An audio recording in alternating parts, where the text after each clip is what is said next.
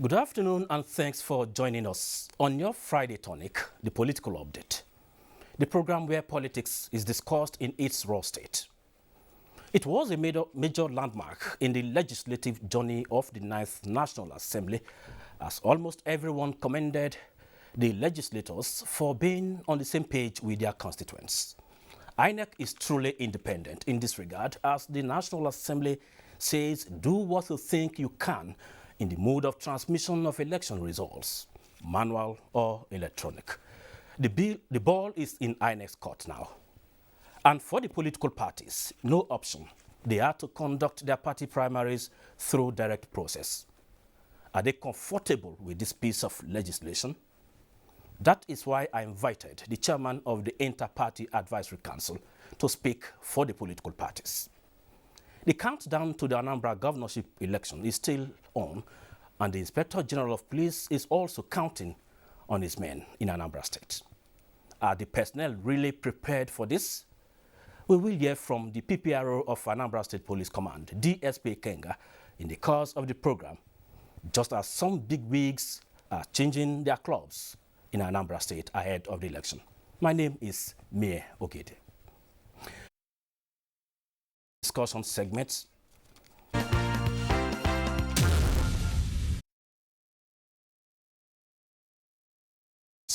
Let's update you with some events that defined the political climate recently. The Deputy Governor of Anambra State, Dr. Nkem Okeke of the All Progressive Grand Alliance, ABGA, has defected to the All Progressives Congress, APC. The chairman, caretaker, and extraordinary convention planning committee of the APC and governor of Yobe State, Maimala Boni, has presented the latest member of the APC to the President Muhammadu Buhari. I've been the deputy governor of Anambra State for the last 7.5 years. I don't think I've contributed positively the way I would have loved to contribute to society development. And I believe that I have a lot more to contribute to society. I know what I bring to the party is credibility, Mr. President, and I would love to be a member of your team. So you are welcome. Thank you. And I respect your courage because it takes a lot of courage for you to come out, bring along your supporters, and explain to the rest of people that this is the best direction for your geopolitical zone, this is the best position for you.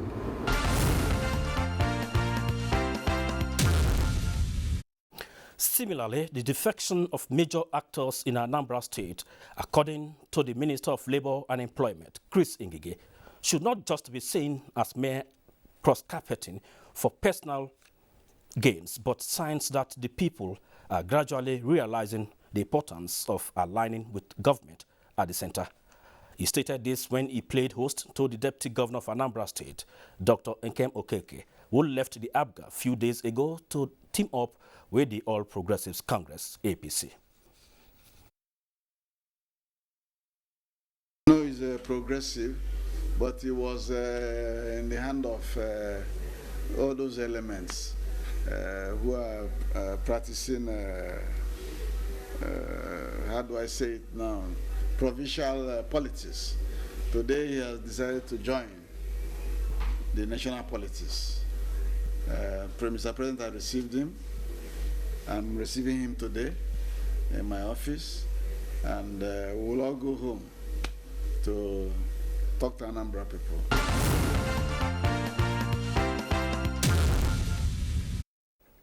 Still in Anambra State, in continuation of his engagement with strategic police officers on security arrangements for the forthcoming governorship election in the state, the Inspector General of Police, Usman Alkali Baba, met with Assistant Inspectors General of Police and Commissioners of Police to discuss the outcome of an election security threat analysis conducted by the Force Intelligence Bureau. Develop a strategic election security operation order, which will involve the mobilization and deployment of a total of 34,587 police personnel. All subversive elements who are bent on employing violence to attempt to threaten our democratic values, as well as any political actors who may want to adopt undemocratic and illegal means to achieve their aspirations to buy such thoughts now or be prepared to face the consequences. Now to the PDP National Chairmanship tussle. Former President of the Senate, Dr. Ayochia Ayo, has emerged the consensus national chairmanship candidate of the People's Democratic Party, PDP, from the North ahead of its October 30th National Elective Convention. Out of the three northern candidates that all the three zones produced, the candidates themselves, in the spirit of unity and togetherness, distinguished Senator Ayochia Ayo has emerged as the consensus candidate of the North. The PDP will be back to its winning ways.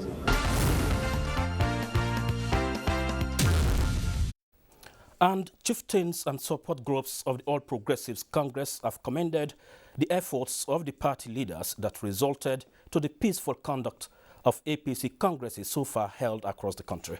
Addressing journalists at the party's headquarters, Abuja, leader of the APC support group, Senator Danjuma La, called on party faithful to sustain the momentum by delivering another itch-free exercise in the state congresses.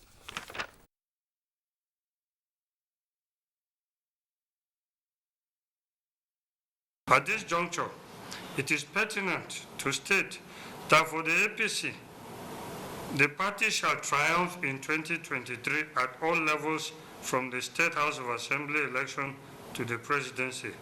We shall ensure that Mr. President's 12 million votes are not just protected, but they are enhanced upon and doubled.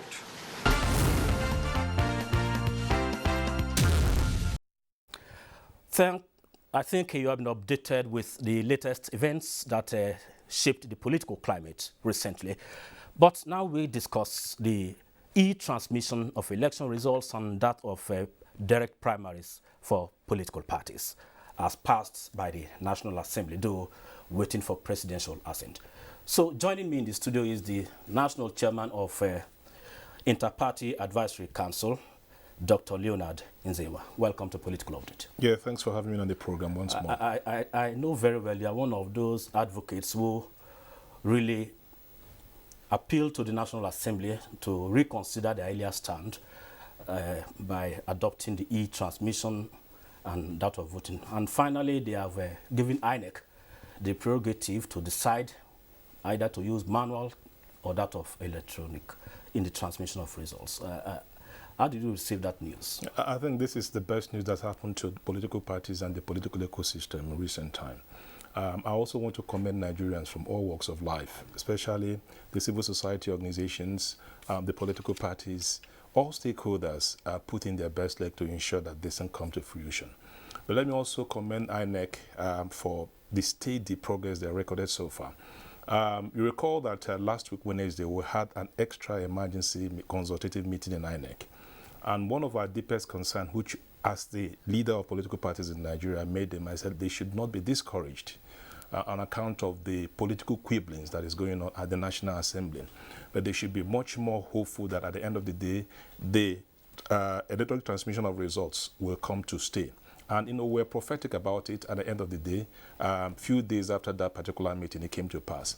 The other thing we also talked about was also to consider the sanctity of life in the Anambra election, which also we are listening to also considering. Now, for political parties as an entity in this country, it's a right step in the right direction, and it's something we need to be very happy about. But I also must also put in a word of caution. The caution is we need not over-dramatize our joy.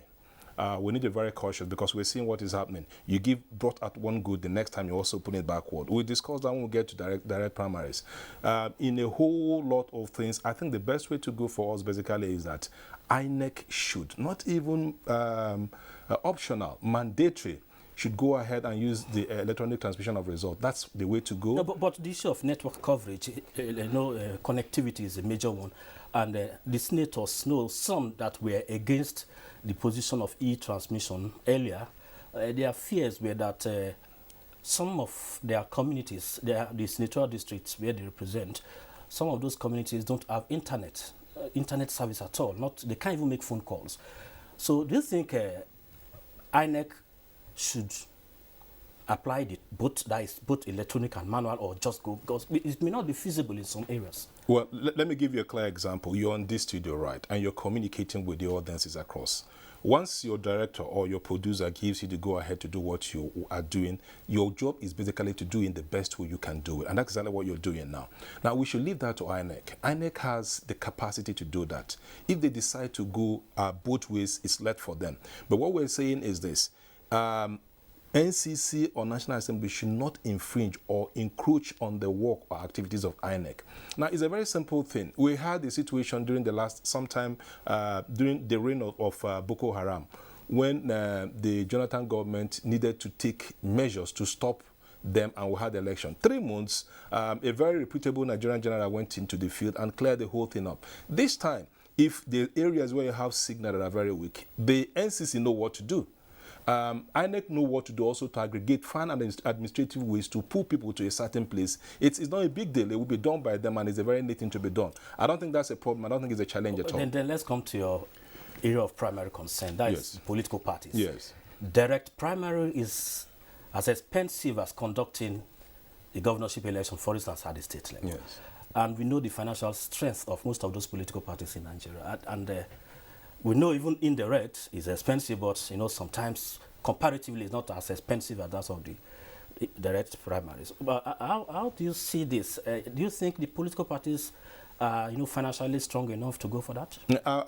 Let me first of all say that is that particular direct primary. I'll just say it is an afterthought. It's an afterthought by the Senate. It's a creepy insertion to undermine the progress recorded democratically in this country. We're not going to go back in the Athenian days, the Greek days, where you have a situation where you have the entire population coming together and do democracy. It's not going to work. The reason why we say, even at that time, you have a situation where it's only male of 20 years age, above the age of 20 years, that can participate in the election. And you have this lottery arrangement they had called sortition, which is completely a lock-driven arrangement. So we are not going to bring back that kind of. In other words, the parties are not comfortable with that. We are not comfortable with it because we think it is deliberately orchestrated by some political forces within the system to undermine efforts of political parties to grow. And we are very clear about it. No, the thing is, when you understand the political quibblings and the negative energy that encompasses the environment, you understand that it's not the intention and motivation for actually bringing this particular thing. When we have recorded the electronic transmission of results, it's ill-motivated. It's not properly done. So what we are saying is this. The younger political parties are not comfortable with it. Where will you get the infrastructure? Let me give you a clear example.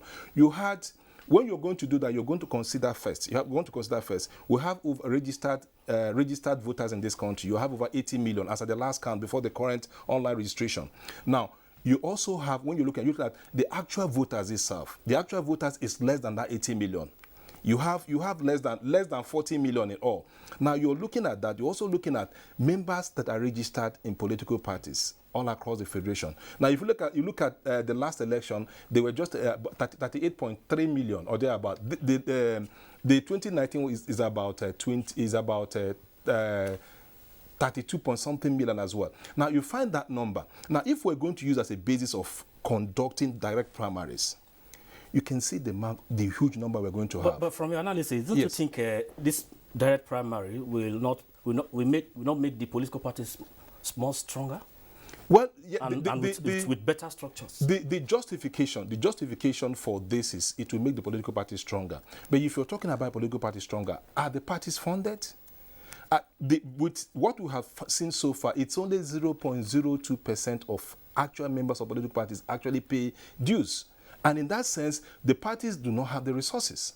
The only parties that have the resources is the two political parties that have accessed the corridors of power, and they are with the money, the resources of the state. And now you're leaving the other segment, very strong component of the political ecosystem out of it. So in a nutshell, it is designed to frustrate the young political parties to come in and fight it out with other political parties in the political ecosystem. We need to also discuss the Anambra elections. You think the major political parties, they have the financial strength, and they will also tell you they don't have. They live by their dues. So let's get a clip from the INEC and political parties meeting held this week. Let's get some soundbite from this to set the pace for our discussion for the Anambra elections. I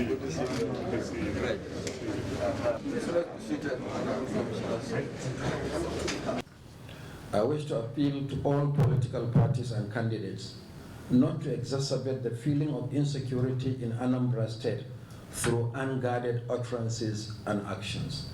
This could compound the security situation and make the work of the Commission, political parties, and security agencies even more difficult.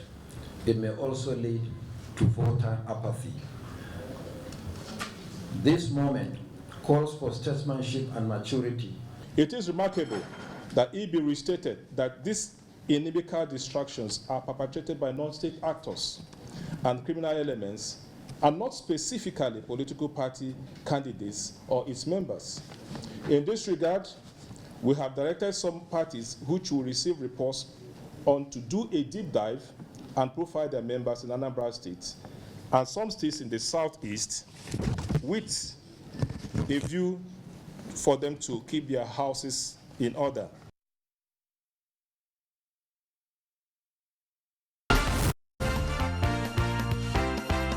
That meeting, yes. I brought in this soundbite because of a statement to media. He said the violence there are mostly perpetrated by non-state actors, but we that are outside, who are not, we are not in charge of any political party, we always suspect the political parties, the politicians that are responsible for such crises. So can you expatiate on that, your position that is carried out by non-state actors?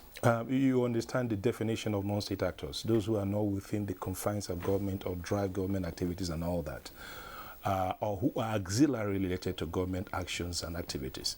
Now, the colony of individuals or colony of entities responsible for disharmony currently going on in Anambra State cannot be fingered to be government officials in that sense, in that quote. And so in that context, I use them as non-state actors. Now, since they are not non-state actors, these are not formalized entities. And so the state will have to find a way to rein them in. And that's in that context I use that. But we need to also ask ourselves, what is actually fueling non-state actors? What is actually fueling them to act in the way they act? And it's because of perceived marginalization. It's because of inner discontent. It's because of they don't have a sense of belonging. And so these are part of the things that the candidates in Anambra should find a way to address as we go on this election that is going on. I think that's exactly what I mean at that point when I said non-state actors. And the INEC chairman advised that the utterances of politicians, especially people like you, should be that of elder statesmen and women. But how decent are you politicians when it comes to issues of violence, especially as we are counting down to the Anambra pool? Are you not comfortable with some of the actions of your members? No, I will tell you that in every system you have people who will go off the radar, or they go off the normal thing to say things. But what I can tell you very sure, we have tried to look at, we've not seen any politician. I mean, we've not seen a clear-cut politician that make incendiary statement, inflammatory statement specifically in Anambra. But we do hear, that is at the public gathering, we've not heard that. Maybe such statement can be echoed when they have private meetings and all that. But when it comes to public glare, we've not been able to do that, because the reason is this: we try as much as possible to also tell our candidates, like for instance, my own candidate, the African National Congress, is somebody that Dr. Dozie Wankwo is somebody that is, of course, is a global entrepreneur, and is also not a politician in that sense. So many of them, we've had chats with them in several occasions to tell them not to do this and not to do that. when you have a system, a political system of this nature, you can't rule away such things. What the state needs to do is to use its agencies to interdict and stop such individuals. It's not the political party that will do that. If you see a politician that is acting in this kind of immoral way or is trying to say things, inflammatory statement, the person should be accountable, should be held accountable. It's not the political parties that will do that. What the political party will do basically is during the period of screening, we'll examine the character of this person. And once that is done, look at his CV and look at his credentials. If he meets that requirement, as stated by the political party, we'll not give him the ticket. But it is the job of the state to get to that person that is responsible for these inflammatory statements and deal with the person. About 36,000 police officers have been assigned for the Anambra election, and 3 helicopters to take care of the airspace as well. And you always keep contact with your men there in Anambra State. Last week, Friday, the INEC chairman made a statement that INEC is not in an election mood. 1 week is actually over. What are the feelers you are getting from there? Do you think the place is conducive enough for the elections? Well, I must tell you, I think in intelligence gathering, the security outfits are better equipped to do this for. But I can tell you as a human being first, I feel deeply concerned about the people in that state. I can tell you there is a reign of fear. People are scared. And they are not comfortable with the kind of thing that is going on there. And so you're going to experience a very high level of voter apathy if something is not done. And so what we're saying is the political parties are not comfortable with the situation, but life must go on. But what we need basically is the people involved to restore law and order. The security agencies will have to do something to do that for the politics to take place. Now, I keep saying it and I'll keep on saying it. It is not comfortable that an ordinary citizen who wants to go out to vote will be seeing the military on one side, will be seeing sparks of guerrilla people on one side. There's no comfort to go out and vote. And so if the situation is not clear, my candid opinion is that we need to make the environment clean enough for people to go and vote. But if the situation is the way it is, I think the authorities will have to sit down and review the strategy they are going to use. Or else we are going to witness a very high level of voter apathy. And it's not me saying it, is what is on ground. And briefly, Kano state government has made drug testing for politicians, a compulsory one. Is it a welcome development? It is a welcome development. Anything that will sanitize the polity, as long as it's constructive and does not infringe on the right of the person, should be done. As I speak with you, we're in relationship with NTA? Not only NTA, we have started with Forensic Institute of Chartered Institute of Forensic Fraud and Examination. The essence is basically to review and begin to go back and do background check on most of the candidates that are coming out, and to find out exactly who are these people. These are work in progress. It will not be done overnight.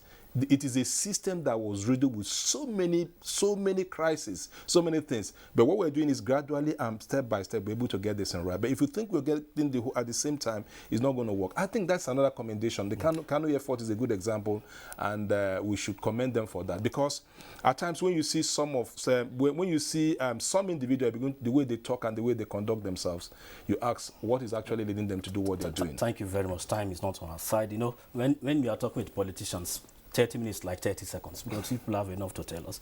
I invited the PPR of Anambra State Police Command, DSP Kenga, but he has suddenly stopped taking his calls. So I wanted him to tell us something about the security situation, but obviously maybe he's busy or something. So that is much you can take on today's edition on Political Update. Please make sure you take your COVID-19 vaccination. For federal civil servants, from the 1st of December this year, no jab, no job.